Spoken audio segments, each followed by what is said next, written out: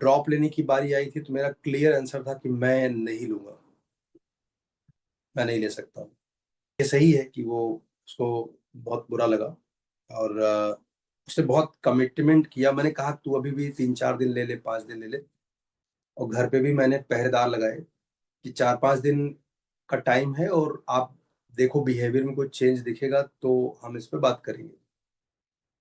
तो बेसिकली वो उस देखो, दुनिया में बहुत सारे टीचर हैं और सब मेरे से अच्छे हैं।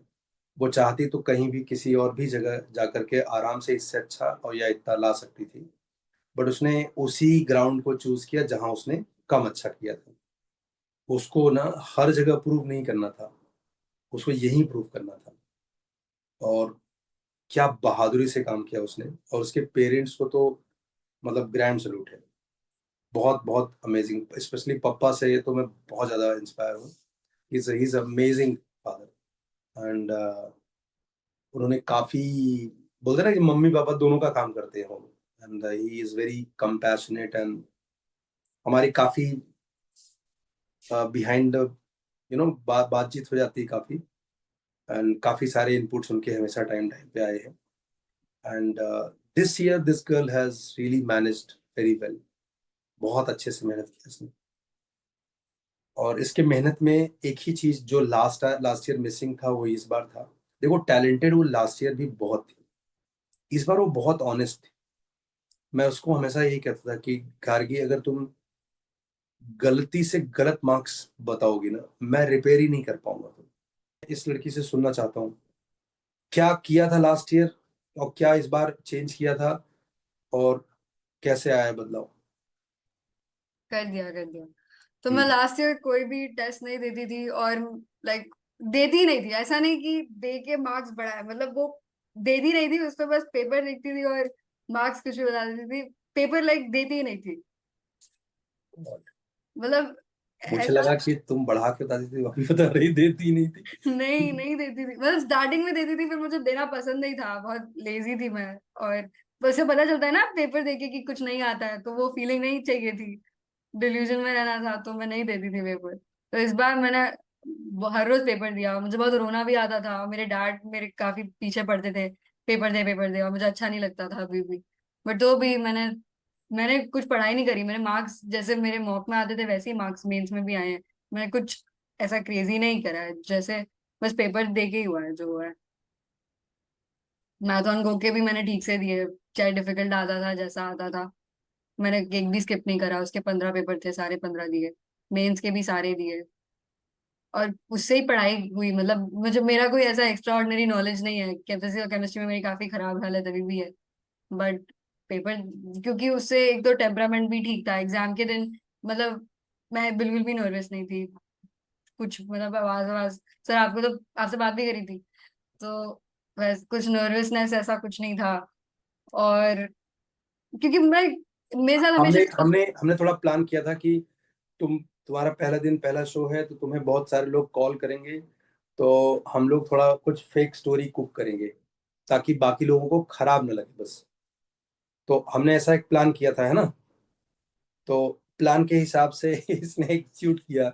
बाद में शाम बोलती कि सर वो प्लान तो भले था, लेकिन मैंने कुछ जो बोला वो गलत नहीं बोला, वो प्लान के हिसाब से ही निकला अपने आप। वो क्या बात थी। हाँ, क्योंकि जितना मेरे साथ कभी ऐसा नहीं होता कि जो जितना पढ़ा है उतना ही आता है, ऐसे नहीं होता कि भूल गई या कुछ। मतलब जितना एफर्ट डाला है मुझे हमेशा उतना रिजल्ट आया। जैसे लास्ट ईयर कुछ नहीं एफर्ट डाला, तो लास्ट ईयर का रिजल्ट इक्वली बैड था। एंड तो कभी ऐसा नहीं हुआ है कि थोड़ा सा डाला और बहुत मिल गया, या तुक्के बहुत राइट हो गए, या कुछ उस दिन एक्स्ट्रा ऑर्डिनरी। नहीं, नहीं, कभी कुछ मिरेकल नहीं हुआ है। तो जितना एफर्ट डाला, जितनी तैयारी करी, इसलिए जैसे बाकी लोगों को 99 नहीं आया उसका बुरा लग सकता है, बट मैं उस चीज का भी मुझे पता था कि मैंने 99 जितनी अभी नहीं है मेरी हालत, जैसे केमिस्ट्री और फिजिक्स को देख के। तो उसकी भी मैं रियलिस्टिक ही थी कि हाँ, 98 तक की तैयारी कर रखी है, उतना आना चाहिए। तो एकदम। 98 बहुत होता है। और मैं कह रहा हूँ कि you are eligible to write advance, that's it. Last year नहीं थे। अच्छा लास्ट ईयर का बता दे एक बार। सर वो छोड़ दो ना प्लीज। अरे बता ना लड़की, अगर आपको अपना पुराना बात बताने में डर लगता है आज भी, तो आज भी तुम डरपोक हो। शर्म कर लो भाई। अरे बाप रे। बोलो।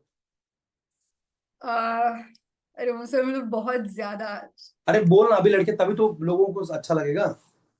71 था लास्ट ईयर। टोटल? हाँ। और सबसे खराब तीनों सब्जेक्ट में केमिस्ट्री। कितना था?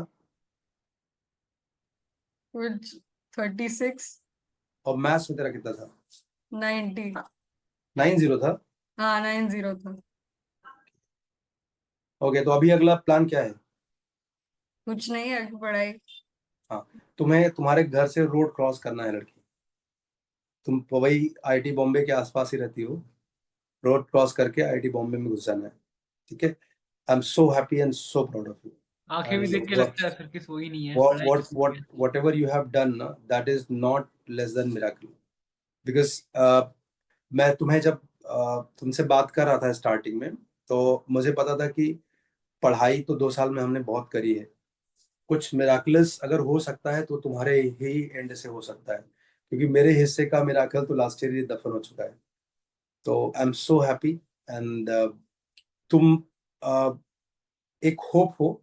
अगली बार किसी बच्चे को हाँ या ना कहने के बीच में खड़े होने पर जरूर तुम्हें सोचूंगा। और मतलब मुझे तुझे देख करके ना निधि देसाई की याद आती है। मैंने शायद बताया था ना, एक बच्ची जिसको हमारे टेस्ट में मार्क्स कम आया था, नहीं लिया। हाँ, बाद में उसने आईआईटी बॉम्बे गई। कुछ 1200 समथिंग रैंक था उसका। अभी तो सुपरस्टार एरोनॉटिकल है। में है। अभी सुपरस्टार है।